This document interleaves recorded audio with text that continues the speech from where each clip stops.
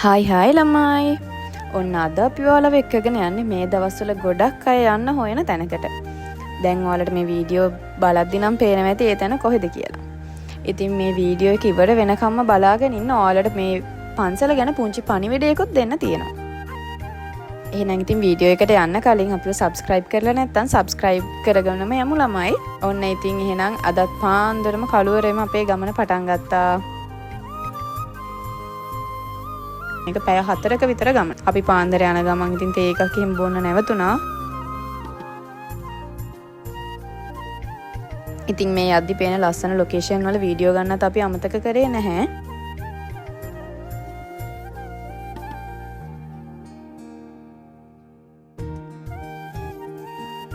ඔන්න ඉතින් මේ තියෙන්නේ ප්‍රේමයේ නගරය නුවර. අපි ඉතින් නුවර වැවරවුමත් පහු කරගෙන අපේ ගමන යන්න පිටත් වෙලා තමයි තිබ්බේ. ළමයි අපි මේ ගමනේ ගියේ අපිට වික්ටෝරියා ඩෑම් එකත් බලාගෙන යන්න පුළුවන් වෙන විදිහට. මේ තියෙන්නේ වික්ටෝරියා ඩෑම් එක. ඈතින් පේන විදිහ. හරිම ලස්සන view එකක් තියෙන්නේ ළමයි මෙතනට. ඉතින් අපි එතනට යද්දි චුට්ටක් වැස්ස මීදුම මේ ලස්සන view එක ඒත් එක්කම මේ අපිට හම්බුන ලස්සන යාළුවෝ දෙන්න. ඇත්තටම උදේම අපේ ගමන තවත් ලස්සන කරා. ඉතින් ළමයි ඔයාලත් මේ විදිහට යනවා නම් හංගුරන්ගෙතර ලොකේෂන් දාගෙන හංගුරන්ගෙත ටවුන් එකකින් අධිකාරකම පැත්තට තමයි යන්න ඕනේ. ඊට පස්සේ ඔයාලට වික්ටෝරියා ඩෑම් එකට ලොකේෂන් දාගෙන මේ ලස්සන view එකත් බලාගෙනම යන්න පුළුවන්. වික්ටෝරියා ඩෑම් එක බලලා ආපහු පොඩි දුරක් ඇවිල්ලා වලපනේට ලොකේෂන් දාගෙන යන්න පුළුවන්.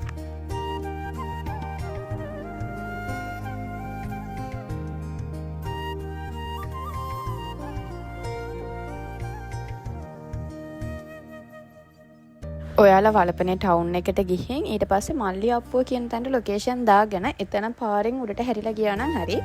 බයික් වලට යන්න පුළුවන් අවුලක් නැහැ. හැබැයි පාර සවුත්තුයි ළමයි. හරියට පාර හදලා කරලා නැහැ. බයික් වීල් නම් යන්න පුළුවන් ප්‍රශ්නයක් නැහැ. පයින්ුත් යන්න පුළුවන් දුර කිලෝමීටර් 2ක් වගේ තමයි තියෙන්නේ. දැන් පන්සලට යන ගමන් දැන් පන්සල ළඟයි. මෙතන එහා පැත්තෙන් රාවණ පබ්බත ගල පේනවා. මීදුම පිරිලා හරිම ලස්සන view එකක් තියෙන ළමයි මෙතනට. ඔන්න ඉතින් අපි අපේ ලොකේෂන් එකට ආවා. ආපු ගමන් හරිම හිත නිවන දර්ශනයක් තියෙන මෙතන. මේ තියෙන මේ පන්සල නිර්මාණය වෙලා තියෙන විදිහ හරිම වෙනස් විදිහට හරිම ලස්සනට නිර්මාණය වෙලා තියෙන පන්සලක්. මම නම් ලංකාවේ දැකපු ලස්සනම පන්සල ළමයි මේ. ඉතින් මෙතනට ඔයාලා අනිවාර්යෙන්ම ගිහින් බලන්න විතරක් නෙමෙයි තව ලොකු පණිවිඩයක් තියෙනවා ඔයාලට කියන්න. ඒක මගේ වීඩියෝ එකේ මැදදී තියෙනවා. ඉතින් මේ තියෙන්නේ ධාතු මන්දිරය. මෙතන ධාතු මන්දිරයේට මුළු පන්සලම මේ මුළු ප්‍රදේශෙම කඳුත් එක්ක පේනවා. ඉතින් අර ඈතින් පේන්නේ දැන් හදන ගමන් තියෙන බුදු පිළිමයක්. ඉතින් මෙතන හැමදේම අංග සම්පූර්ණ විදිහට හරිම වෙනස් විදිහට හරිම ලස්සනට නිර්මාණය කරලා තියෙනවා. මේ නිර්මාණය තනිකරම මෙතන පන්සලේ ලොකු හාමුදුරුවන්ගේ අදහසක්. මෙතන මේ ගමේ මිනිස්සු මේ පන්සල පිරිසුදු කරන්න පන්සලේ වැඩවලට එකතු වෙලා වැඩ කරන විදිහ දැක්කම මාර විදිහට ආස හිතෙනවා ළමයි. ඇත්තටම මම මෙතෙන්ට ආවම දැක්ක සතුටුම හිතන දේ මට හිත ගියම දේ ඒක. ඉතින් අපි ධාතු මන්දිරයටත් ඇවිත් වැඳ ආශිර්වාද අරගත්තා.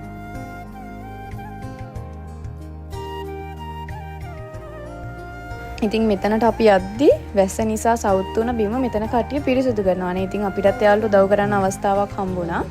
ඉතින් ඊට පස්සේ අපි පන්සල වටේ පොඩ්ඩක් ඇවිදින්න ගියා. මං ඉතින් අපේ එක්කෙනා එන්න කලින් මෙතන ඇන්ටි කෙනෙක්ව යාළු කරගෙන මෙතන මුළු විස්තරය ඔක්කොම අහගෙන දැන් එයාට පඬිතයා වගේ කියලා දෙන්න තමයි යන්නේ.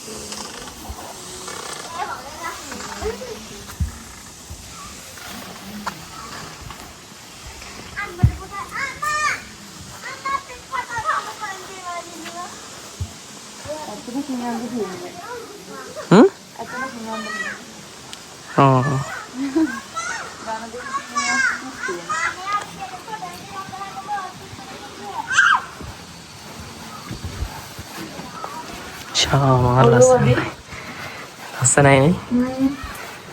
බලාගෙන ඉන්න හිතෙන.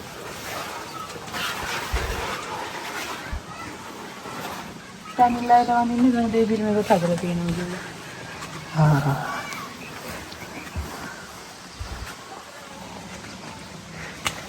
Showing. ඉතින් ළමයි දැන් තමයි මේ වීඩියෝ එකේ වැදගත්ම පණිවිඩය තියෙන්නේ. මේ පන්සලට අපෙන් වෙන්න ඕන යුතුයකම් වගේක් තියෙනවා. ඉතින් ඒක මම නැතුව ගමේ දායක මහත්තයෙක්ම කියනවා ඔයාලට අහන්න පුළුවන්.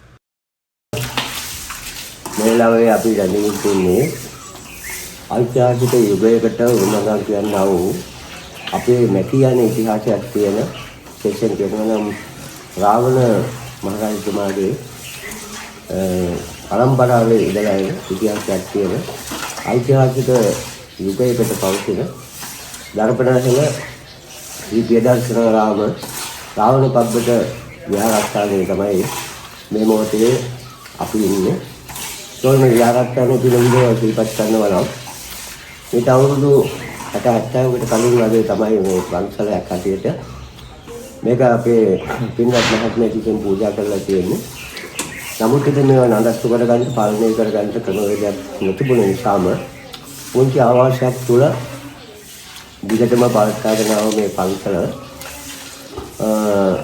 බොහොම දුෂ්කර ගම්මානයක තියෙන්නේ. ඒ නිසාම ඒවා නඩත්තු කරගන්න ඒවා ආරක්ෂා කරගන්න පුළුවන් ශක්තියක් මේ ප්‍රදේශවාසී කාටවත් තිබුණේ නැති නිසා ඒ වල්ගිලි ගියලාවේ 2011-12 වගේ අවුරුද්දවල මේ වර්තමානයේ වැඩ සිටින ඔබ දැන් දකින මේ විහාරස්ථානයේ ගොඩනැගුව අපේ දමලගල්ලාවේ ධම්මික හවුලන් වහන්සේ 2012 වර්ෂයේ වගේ මේ ස්ථානයට අපි උන්වහන්සේ වැඩම කරවාගෙන මේ කටයුතු මේ ආකාරයට සකස් කරගන්නට දැරුවේ.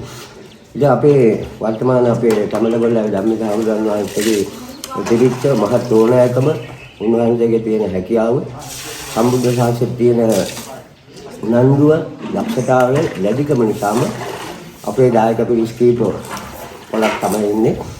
60-70ක් වගේ දායක පිරිසක් තමයි අපිට මේ පන්සල ආවරණය කරගන්න ඉන්නේ. ඒ දායක පිරිස එකතු වෙලා දුක්මහේ කියලා ඔබ මේ යස්තේලකේ සාරම මේ කල්පවුරක්ම සියල්ලක්ම තමන්ගේ මහන්සිය ආම්බුවන්වහන්සේගේ උත්සාහය නිසාම මිනිස්සුන්ගේ කැපවීම මත මේ ස්ථානයේ මේ ආකාරයට සලස් කරගෙන ඉන්නවා. හැබැයි ඉතින් අර අපි කලින් කිව්වා වගේ ඉතිහාසයේ කලින් ආරම්භයට වඩා මේ විහාරස්ථානයේ දැන් බොහෝම ප්‍රසිද්ධ ස්ථානයක් බවට පත් වෙලා තියෙනවා. රට වටා ලෝ වටා බොහෝ ගැටිමතුන් මේ ස්ථානයේ වන්දනාමාන කරගන්නට පැමිණෙනවා. මාර්ග අපහසුතාවන් තියෙනවා. වලපනේ නුවරඑළිය මාර්ගයෙන් කිලෝමීටර් 2ක පමණ ඉහළට ආයෙත් වෙනවා. බොහොම දුෂ්කර මාර්ගයක් තමයි තියෙන්නේ. වන්දනා කරන්ට එන පින්නතුන් ඒ වාහනයකින් ආවත් ඕ පහළ නවත්තලා තමයි කිලෝමීටර් 2ක පමණ දුර පයින් ගමන් කරන්නේ. ඒ අපහසුකම් අපිට තියෙනවා. මාර්ගයේ ඊටාම බලම් තත්ත්වයක තියෙන. ඒ වගේම මේ ස්ථානයේද බොහෝ පින්නතුන් බිසක් වන්දනාමාන කරන්ට ගන්න බැනියත් වර්තමානයේ ඒ නැත්තන් අපිට අවශ්‍ය පහසුකම් ඒකේ වැසිකිලි පහසුකම් ගැසිකිලි ආදී පහසුකම් අපයාගෙන් අපිට පුළුවන්කමක් නැතිවලා තියෙනවා. ඒවා බොහෝ අඩුපාඩු. ඒ අදිනුත් අපි ඊටාම අසරණ තත්ත්වයකට පත් වෙන බැතිමතුන් ආවම ඒ අත්ෝ අවශ්‍යතාවයන් වැසිකිලි ගැසිකිලි ආදීට මේ වවුට ගෙවල් වලට තමයි යායුතු වෙන්නේ අන්ත වෙන්නේ. ඒ නිසා එවැනි දුෂ්කර අවශ්‍යතාවයන් තියෙනවා. ඒවා අපිට සපුරා ගැනීමට යම් කෙනෙක් කවුරු හරි උදව්වක් උපකාරයක් කරනවා නම් අපි තාමත්ම ආනුනික තුමන්ලාට මතක් කරනවා. ඒ වගේම අපි නිර්මාණය වෙන විහාරස්ථානයේ අඩි 53ක් පමණ උසට නිර්මාණය කරන ලබන බුද්ධ ප්‍රතිමා වහන්සේගේ නිර්මාණ කටයුතු ආරම්භ කරලා තියෙනවා. දැන් අවුරුදු 3ක් විතර වෙනවා ආරම්භ කළා. දැන් නැරදෙලා තියෙන්නේ අපිට තියෙන මූල්‍ය පහසුකම් අධිකම නිසා. ඉතින් ඒ වෙනුවෙන් තව ලක්ෂ 60-70ක අවශ්‍යතාවයක් තියෙනවා. ඒවා නිර්මාණය කරනවා. මේ ප්‍රදේශයට අභිමානයක් දෙන මේ ප්‍රදේශයේ තියෙන ඓතිහාසික වටිනාකම් ඉස්මතු කරගන්නට ඒ බුද්ධ ප්‍රතිමා වහන්සේගේ කටයුතු නිර්මාණය කරලා මේ විහාරස්ථානයේ තව තවත් දිනුවට පත් කරගන්නට අපිට අවශ්‍යතාවය තියෙනවා. අපේ හාමුදුරුවෝ වහන්සේට අවශ්‍යතාවය දෙනවා. ඒ මම අර මුලින්ම මතක් කරා වගේම අපිට දායක පිරිසක් හැටියට පවුල 67ක් වගේ තමයි ඉන්නේ. ඒ අත්කාර බොහොම ඉතිරි දෛනිකව ජීවත් වෙන බොහෝ පිරිස් කිසිකර්මාන් ආදී කටයුතු කිරීම වලට උනත් ජලපාදුකම් ආදී නැති නිසා බොහොම දුෂ්කරව තමයි මේ ගමන ඉදිරියට යන්නේ. ඉතින් මහත් වෑයමක් ධර්මයෙන් මේ යන ගමනට අපිට අවශ්‍යතාවය තියෙනවා යම් පරිත්‍යාගශීලයෙන් යම් අපිට උදව්වක් උපකාර කරන්න බලාපොරොත්තු වෙන හැම දෙනාටම අපි ඊටාත්ම කාරුණිකව ආදරයෙන් ගෞරවයෙන් මේ සම්බුද්ධ ශාසනය දිනු කරගන්න වෙරදරන අපේ විහාරාධිපතින් වහන්සේ අතුළු අපේ සුළු පිරිසකට දායකත්වයක් ලබා දෙන්න කවුරු හරි සහයෝගය ලබා දෙන්න පිළිපත් වෙනවා නම් බොහෝම වටිනා කියන කාරණයක් කියනක අපි ශීපත් කරන්න කැමති. එයාගේ විහාරස්ථානයේ තුල ජල පහසුකම් නැහැ. ඒවට ජල ටැංකිය වගේ දේවල් නැහැ. විහාරස්ථානයේ බොහෝ දුර බැහැර ආවම පින්නතුන් ආවම එයාටන්ට නවත්වෙන්න පහසුකම් නැහැ. විශ්‍රාම ශාලාවල් වගේ යමක් ඉදිකට ගන්න තියෙනවා නම් ඒකත් අපිට බොහෝ වටිනවා. අපිට මේ මතක් කරන්නේ අපි කොහොමද කවදාත් මෙතන රැඳී ඉන්න මිනිස්සු. ඉතින් බොහෝ පිරිස් මෙතෙන් සම්බන්ධ වෙන නිසා ඒ ඇත්තන්ට ඉතින් ඒ වගේ අඩුපාඩු ටික සපුරා ගන්න පුළුවන්කමක් හැකියාවක් තියෙනවා නම් ඒවා ගොඩනගා ගන්න තමයි මේ අපි උත්සාහ දරන ලබන්නේ. ඒ වගේම මේක දහම් පාසල පවත්වාගෙන යනවා සුචරිතෝදේ දහම් පාසල හැටියට ඒ පුංචි දරුවන්ට අධ්‍යාපන කටයුතු කරගන්න බොහෝ අඩුපාඩු තියෙනවා. දේශ බැංකු ආදී දේවල් වලින් අඩුපාඩු තියෙනවා. මෙවැනි බොහෝ අඩුපාඩු දුෂ්කරතා මැද්දේ තමයි මේ විහාරස්ථානයේ අපි රැකගෙන යන්නේ උත්සාහ දරන්නේ තව තවත් ඉස්සරහට ගෙනියන්න. ඒ සඳහා තමයි ඉතින් අපි බලාපොරොත්තු වෙන්නේ. අපිට මේ වෙනුවෙන් යමක් කරන්න පුළුවන් යම් කෙනෙක් ඉන්නවා නම් එයාට අපි තාමත්ම ගෞරවණීයව මතක් කරනවා මේ පිළිබඳව අපිට උත්සාහ උනන්දුවක් උදව්වක් උපකාරයක් කරලා මේ කටයුතු මතු අනාගතයේ වෙනුවෙන් දිනු කරගෙන කටයුතු කරන්නට අපි බලාපොරොත්තු වෙනවා. බැතිබතුන්ගේ පරිත්‍යාගශීලීන්ගේ ආධාර උපකාර ලබා දෙන්නට හැකියාවක් පාදිනවා. අපි පිළිබඳව බෙහෙවින්ම ස්තුතිවන්ත වෙනවා. ඉතින් ළමයි අපිට පුළුවන් වුණා පන්සලේ ලොකු හාමුදුරුවෝ එක්කත් කතා කරන්න. සම්ප්‍රදායික සහ සම්මාන වෙලා එමක් කරොත් අපි නේද වැඩක් කරන්න ඕන. ශාසනය වෙනුවෙන්, ජාතිය වෙනුවෙන් හැමෝටම.